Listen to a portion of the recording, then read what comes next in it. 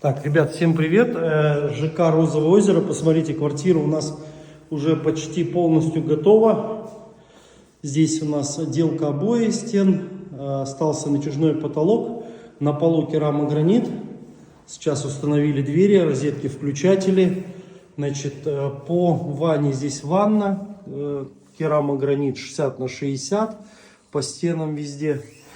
На полу 60 на 60, здесь 120 на 20. Подоконники тоже у нас из керамогранита. Вот так сделано. Сейчас затирка будет. И все. Здесь практически все готово. Сейчас ребята установили двери. Будет монтаж натяжного потолка и плинтуса. Все здесь готово.